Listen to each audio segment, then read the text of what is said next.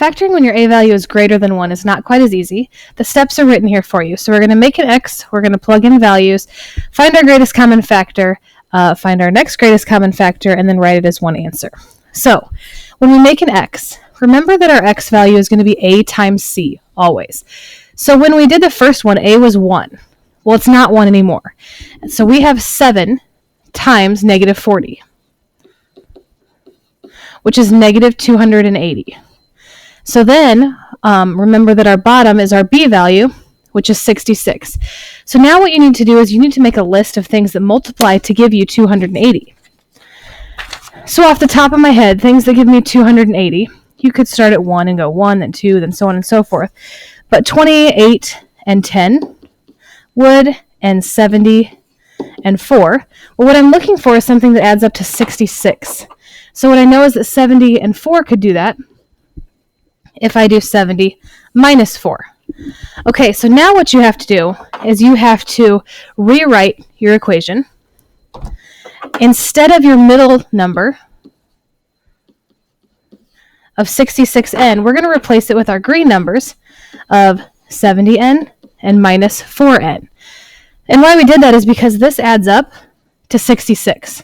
We're just replacing that because it's kind of, it's factoring by grouping, kind of. So then I group these. I look at them both separately. I say, what's in common between 7n squared and 70n? Well, 7n. So if you take a 7n out, what's left is n plus 10. And if you look at the second one, what's in common? Negative 4. And I'm left with n plus 10. Your goal is for the parentheses to be the same. So if your parentheses are the same, you know you did it right. So then you're taking your outside numbers to get 7n minus 4. And then you write your inside numbers once, n plus 10. So this is your answer. All right, so let's try that again. So this one, we're making our x, so we have to take 3 times 56, which is negative 168, and it has to add to 17. Okay, so now I'm making a list of things that give me negative 168. So that would be 2 and 84, 3 and 56, 4 and 42, 6 and 28, 8 and 21, 7 and 24. And you can just keep going until you figure out which one it is. But in this case, it was all the way till I got to the 7. So this is 7 and 24. So how do I make it become 17? Is to make that 7 negative. So now we're going to rewrite our equation. So again, the first one and the last one stay the same. And in the middle, I'm going to put my negative 7v and 24v because these add up to 17v. So we just kind of canceled what we had. You could write those in either order. It doesn't matter. It's up to you. So now we group these. First two, second two. So what's in common between the first two is just a v, and you're left with 3v minus 7. What's in common between the second one is they're both divisible by 8, and that would leave you with 3v minus 7. So your answer to this is 8, or v plus 8, because those are your two outsides, and 3v minus 7. Okay, looking at a couple more here. So then we're going to go down to this one. Multiplying a times c is going to give us negative 400. The bottom is negative 42. So making a list of things that give me 400 are 2 and 200, 5 and 80, and 8 and 50. Well, once I got to 8 and 50, I realized that that can add up to negative 42 if I did negative 50 and positive 8. So what I want to do is rewrite my first ones. 5v squared, negative 80, and then in between, put my green numbers, negative 50v and 8v. So now I am first two, second two. What's in common between the first two? They're both divisible by 5 and v. If you divide 5 and v out, you're left with v minus 10. The second two, they're both divisible by a positive 8, and you're left with v minus 10. Your parentheses match, so you know you did that right, and you have 5v plus 8 and v minus 10. as your solutions to that. Okay, so as we look at the next one for number 4, let's also solve that and get an answer. So it's going to multiply to a times c, which is 6, and add to 7. So what multiplies to 6 and adds to 7 is 6 and 1.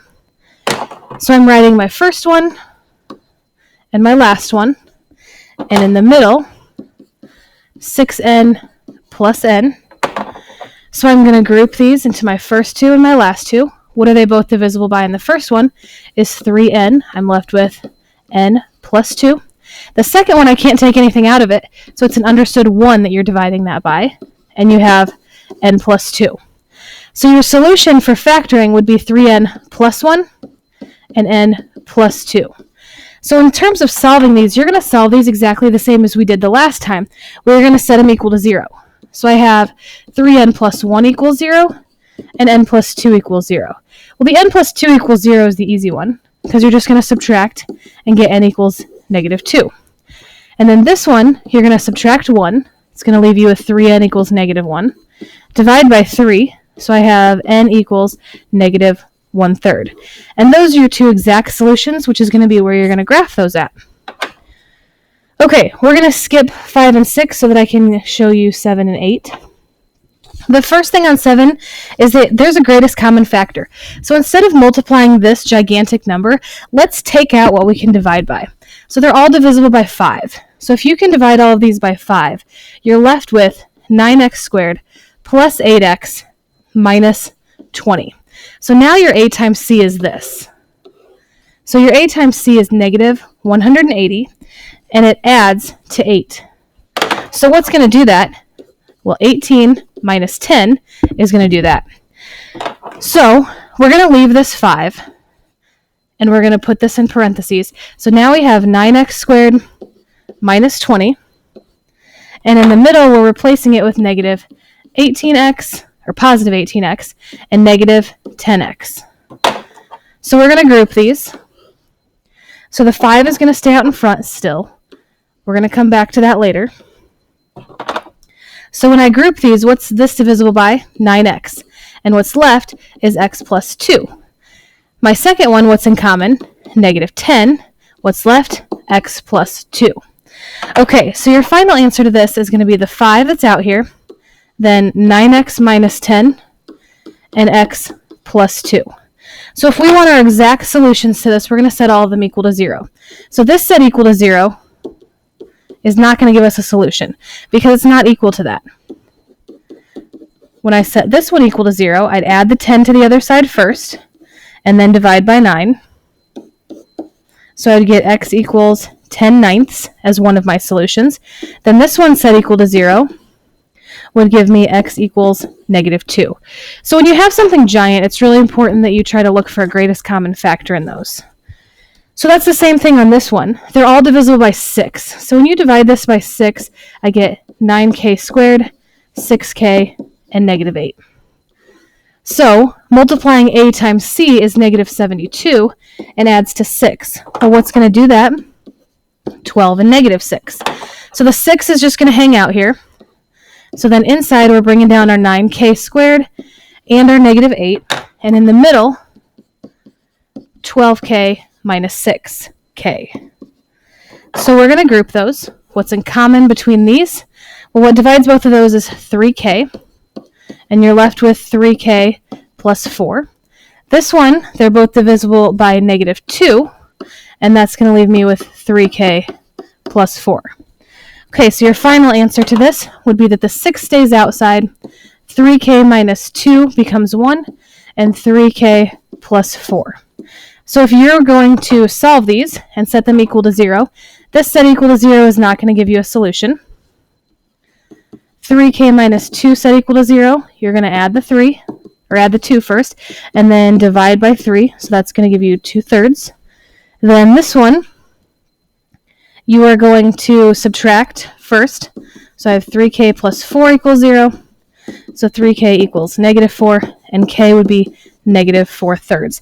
And those would be your two solutions to that.